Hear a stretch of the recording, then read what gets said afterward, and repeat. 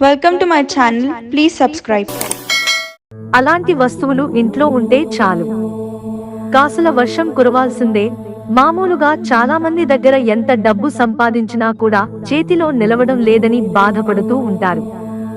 చేతికందిన డబ్బు అందినట్టుగానే అంది మళ్లీ చేజారిపోతుందని, అదనంగా అప్పులు కూడా చేయాల్సి వస్తుందని బాధపడుతూ ఉంటారు. అయితే డబ్బు నిల్వ లేకపోవడానికి కారణం ప్రతికూల వాతావరణం, అలాగే వాస్తు విషయాలు కూడా కారణం కావచ్చు. అలా డబ్బులు వచ్చినా చేతిలో నిల్వ ఉండటం లేదు అంటే అలాంటి సమయంలో కొన్ని రకాల పరిహారాలు పాటించడం తప్పనిసరి. మరి ఈ రోజు పరిహారాలు పాటించాలో ఎప్పుడు మనం తెలుసుకుందాం. అలాగే ఇంట్లో కొన్ని రకాల వస్తువులు ఉంటే చాలుట, ఆ ఇంట్లోని వారికి ఈ కాసుల వర్షం కురవాల్సిందే అంటున్నారు పండితులు. ఇంట్లో చందనం, గంధపు చెక్క ఇంట్లో ఉంటే ఎలాంటి దుష్ట శక్తులు ఇంట్లోకి ప్రవేశించవు. గంధాన్ని అరగదీసి దేవుడి విగ్రహానికి పెట్టడంతో పాటు నుదుటికి దిద్దుకుంటే ఎంతో పవిత్రత చేకూరుతుంది. ఇలా చేయడం వల్ల సంపద అయస్కాంతంలా మిమ్మల్ని అంటి పెట్టుకుని ఉంటుంది. ఆవు పాలతో తయారు చేసిన నెయ్యిని చాలా పవిత్రంగా భావిస్తారు. ఇంట్లో ఆవు నెయ్యితో దీపం వెలిగించి దేవతలను పూజిస్తుంటారు.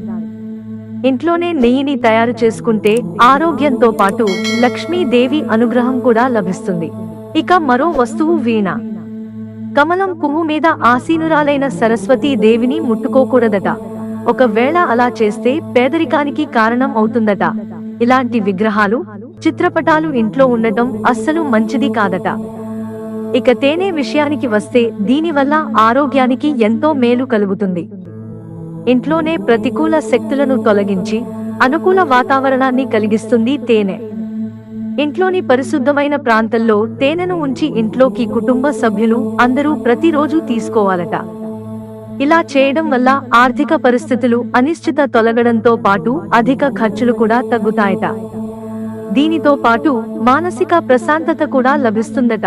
మిత్రులారా, మాకు మీ సహకారం అందించడానికి వీడియోను లైక్ చేయండి. ఇంట్రెస్టింగ్ వీడియోస్ కోసం ఛానల్ సబ్స్క్రైబ్ చేసుకోవడం మర్చిపోకండి. ధన్యవాదాలు.